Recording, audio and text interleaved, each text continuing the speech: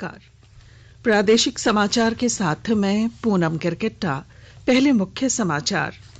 झारखंड समेत देश के सभी राष्ट्रीय राजमार्गों पर आज आधी रात से सभी टोल प्लाजा पर फास्टैग अनिवार्य, बिना फास्टैग वाले वाहनों पर लगेगा जुर्माना। प्रधानमंत्री इस महीने की 28 तारीख को आकाशवाणी पर मन की बात कार्यक्रम की 74वीं कड़ी में लोगों के साथ अपने विचार साझा करेंगे। लोगों से प्रेरक घटनाक्रमों को साझा करने का किया आग्रह। जेपीएससी की संयुक्त सिविल सेवा परीक्षा के लिए ऑनलाइन आवेदन की प्रक्रिया आज से शुरू। 15 मार्च तक फॉर्म भर सकेंगे अभ्यर्थी। और झारखंड के कई हिस्सों में कल से अगले 72 घंटों तक बारिश, गर्जन और वज्रपात होने का मौसम विभाग ने जारी किया पूर्वानुमान। और अब समाचार विस्तार से। कोविड-19 महामारी के खिलाफ देश एकजुट होकर लड़ रहा है। आप भी हमारे साथ सुरक्षा और बचाव के 3 आसान एहतियाती उपायों का संकल्प लें। मास्क पहनें, 2 गज की दूरी है जरूरी, सुरक्षित दूरी बनाए रखें, हाथ और मुंह साफ रखें। झारखंड समेत देश के सभी राष्ट्रीय राजमार्गों पर आज आधी रात से सभी टोल प्लाजा पर फास्टैग अनिवार्य किया जाएगा और नकद भुगतान स्वीकार नहीं किया जाएगा। सड़क परिवहन और राजमार्ग मंत्रालय ने कहा है कि ये व्यवस्था टोल प्लाजा पर शुल्क भुगतान की प्रक्रिया को डिजिटल बनाने, प्रतीक्षा समय घटाने, ईंधन की बचत करने और यात्रियों को टोल प्लाजा से आसानी से निकलने की सुविधा के लिए की गई है। राष्ट्रीय राजमार्ग शुल्क नियम 2008 के अनुसार यदि कोई वाहन बिना फास्टैग के किसी टोल प्लाजा से गुजरता है तो उसे निर्धारित शुल्क से दोगुना भुगतान करना पड़ेगा। मंत्रालय एम और एन श्रेणी के वाहनों में इस वर्ष 1 जनवरी से फास्टैग अनिवार्य कर चुका है। एम श्रेणी में यात्री वाहनों को रखा गया है, जबकि एन श्रेणी में माल ढुलाई वाले वाहन आते हैं। ऐसे वाहनों में कुछ व्यक्ति भी यात्रा कर सकते हैं। राज्य के 25,69,646 किसानों को पिछले 1 साल में प्रधानमंत्री किसान सम्मान निधि योजना का लाभ मिला है। केंद्रीय कृषि मंत्री नरेंद्र सिंह तोमर ने रांची के सांसद संजय सेठ द्वारा मांगी गई सूचना पर यह जानकारी लोकसभा में दी। उन्होंने बताया कि लॉकडाउन के बाद से किसान सम्मान निधि के तहत यहां के किसानों के खाते में 130 करोड़ रुपए भेजे जा चुके हैं। उन्होंने बताया कि योजना शुरू होने से लेकर अब तक झारखंड के किसानों को लगभग 200 करोड़ रुपए हस्तांतरित किए जा चुके हैं। बोकारो जिले में किसानों के ऋण माफी योजना को प्राथमिकता के आधार पर निपटाने के निर्देश बैंकों को दिए गए हैं। विस्तृत ब्यौरे के साथ हमारे बोकारो संवाददाता। बोकारो जिला कृषि पदाधिकारी ने झारखंड कृषि ऋण माफी योजना के तहत किए जा रहे कार्यों की समीक्षा की है। जिला कृषि पदाधिकारी राजीव कुमार मिश्रा ने कहा है कि इस कार्य में कोताही बरतने वाले अधिकारी व कर्मचारियों के खिलाफ विभागीय कार्रवाई की जाएगी। समीक्षा के दौरान उन्होंने जिले के सभी बीटीएम, एटीएम सहित बैंक प्रतिनिधियों को कृषि ऋण माफी योजना के कार्य को प्राथमिकता देने को निर्देश दिया है। तय समय पर कार्य पूरा कर लेने को कहा है। उन्होंने बताया अभी तक सिर्फ बैंक ऑफ इंडिया ने ही 5 किसानों का ऋण माफ किया है। उन्होंने कहा अन्य प्रखंड के बैंकों को भी जल्द से जल्द ऋण माफी की प्रक्रिया शुरू करनी चाहिए। मनोज कुमार, आकाशवाणी समाचार, बोकारो। केंद्र सरकार ने कहा है कि चालू खरीद विपणन मौसम में 1,20,000 करोड़ रुपए से अधिक के न्यूनतम समर्थन मूल्य पर धान की खरीद से लगभग 92 लाख धान उत्पादक किसानों को फायदा हुआ है। कृषि मंत्रालय ने कहा है कि सरकार मौजूदा एमएसपी कार्यक्रम के आधार पर किसानों से न्यूनतम समर्थन मूल्य पर खरीफ फसलों की खरीद कर रही है। मंत्रालय ने कहा है कि झारखंड समेत पंजाब, हरियाणा, उत्तर प्रदेश, तेलंगाना, उत्तराखंड, तमिलनाडु, चंडीगढ़, जम्मू कश्मीर, केरल, गुजरात, आंध्र प्रदेश, छत्तीसगढ़, ओडिशा, मध्य प्रदेश, महाराष्ट्र, बिहार, असम, कर्नाटक, पश्चिम बंगाल और त्रिपुरा से करीब 640 लाख टन धान की खरीद की गई है। पिछले वर्ष इसी मौसम में 552 लाख टन धान खरीद की तुलना में इस वर्ष 15.71% की वृद्धि हुई। सरकार ने अपने नोडल एजेंसियों के माध्यम से 3,09,000 टन से अधिक मूंग, उड़द, मूंगफली के दाने और सोयाबीन की खरीद की है और इससे 1,67,000 किसानों को लाभ हुआ है।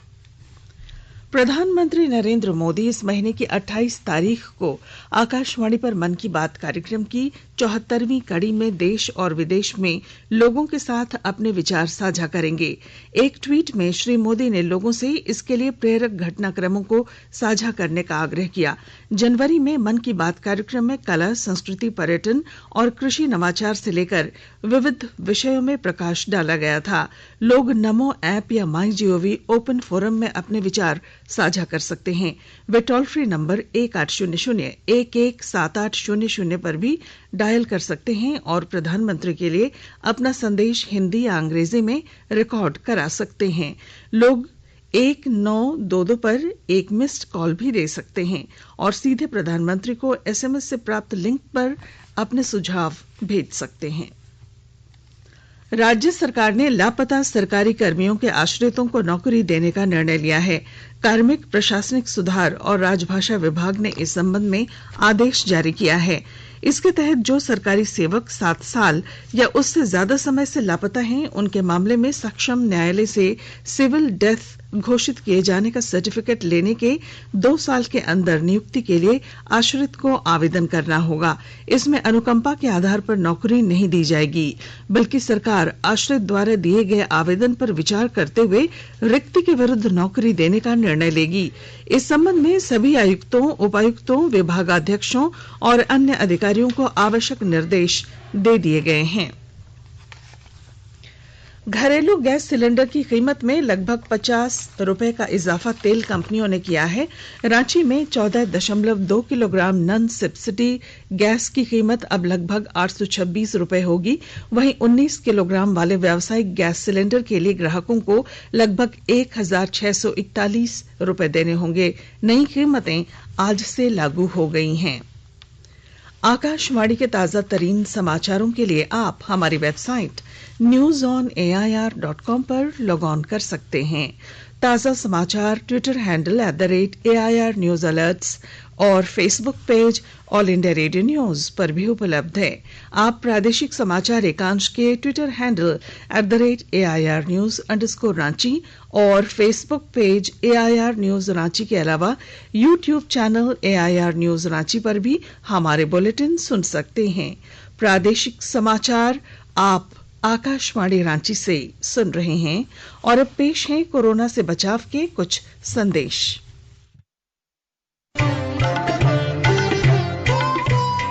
कोविड-19 से बचाव और सुरक्षित रहने के 3 उपाय। मास्क लगाएं, 2 गज दूरी है जरूरी, सुरक्षित दूरी रखें, हाथ और मुंह साफ रखें।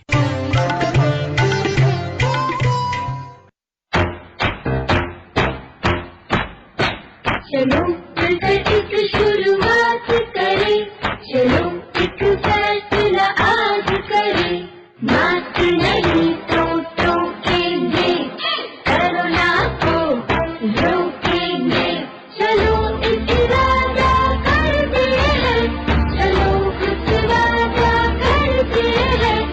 मास्क नहीं तो टोकेंगे, कोरोना को रोकेंगे। भारत सरकार द्वारा जनहित में जारी। प्रादेशिक समाचार में आपका फिर स्वागत है। झारखंड लोक सेवा आयोग जेपीएससी की संयुक्त सिविल सेवा परीक्षा के लिए ऑनलाइन आवेदन करने की प्रक्रिया आज से शुरू हो गई है। 7वीं, 8वीं, 9वीं और 10वीं सिविल सेवा के लिए आयोजित होने वाली इस परीक्षा के लिए अभ्यर्थी 15 मार्च तक आवेदन कर सकेंगे। आवेदन करने के लिए अनारक्षित, अत्यंत पिछड़ा वर्ग और आर्थिक रूप से कमजोर वर्ग के अभ्यर्थियों को 100 रुपए परीक्षा शुल्क देना होगा, जबकि अनुसूचित जनजाति और अनुसूचित जाति के अभ्यर्थियों के लिए परीक्षा शुल्क 50 रुपए है। संयुक्त सिविल सेवा के 252 पदों के लिए मई में प्रारंभिक परीक्षा ली जाएगी।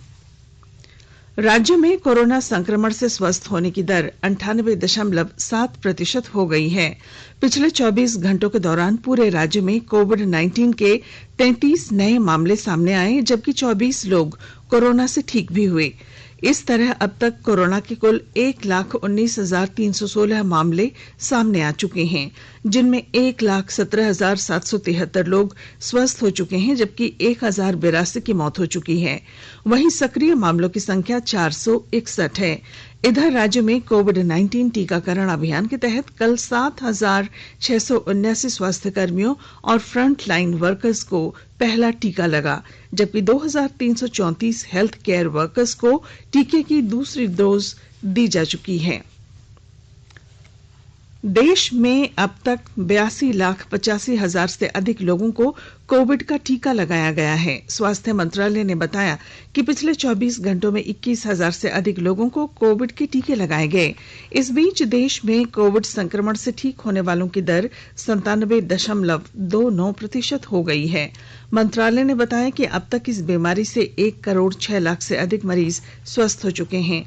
इस समय सक्रिय मामलों की संख्या 1,39,637 है, जो कुल मामलों का केवल 1.28% है। देश में कल संक्रमण के 11,649 नए मामले सामने आए।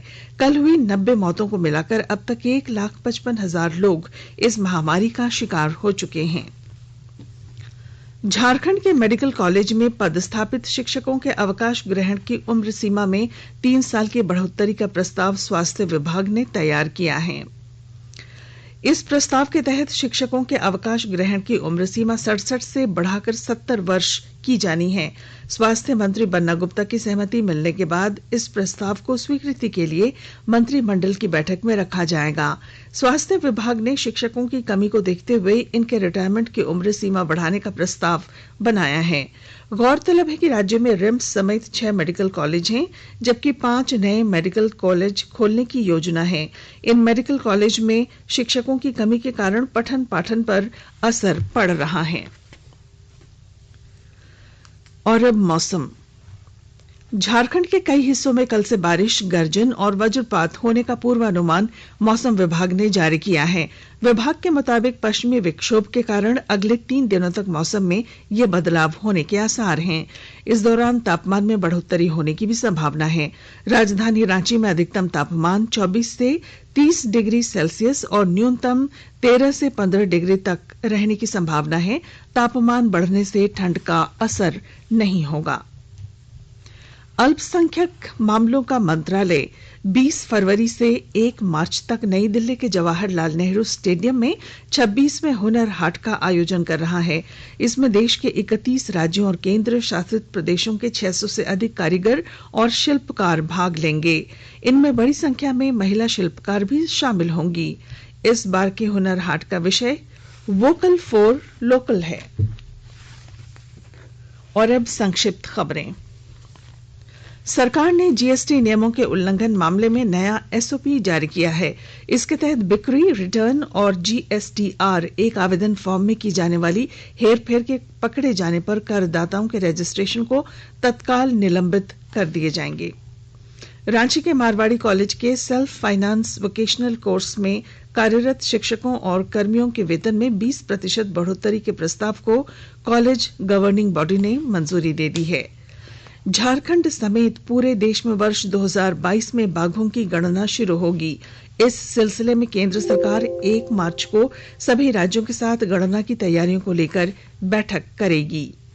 रांची जिले में पुलिस को चोर गिरोह के 10 सदस्यों को गिरफ्तार करने में सफलता मिली है।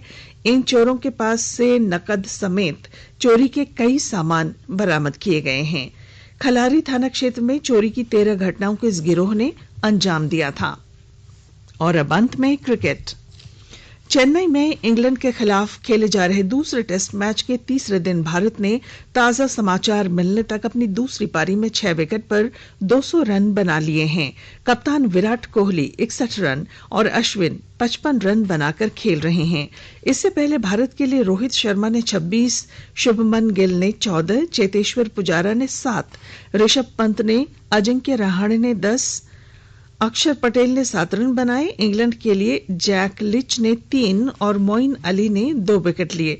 इस तरह इस मैच में भारत ने अब तक 396 रन की बढ़त ले ली है। और अब अंत में मुख्य समाचार।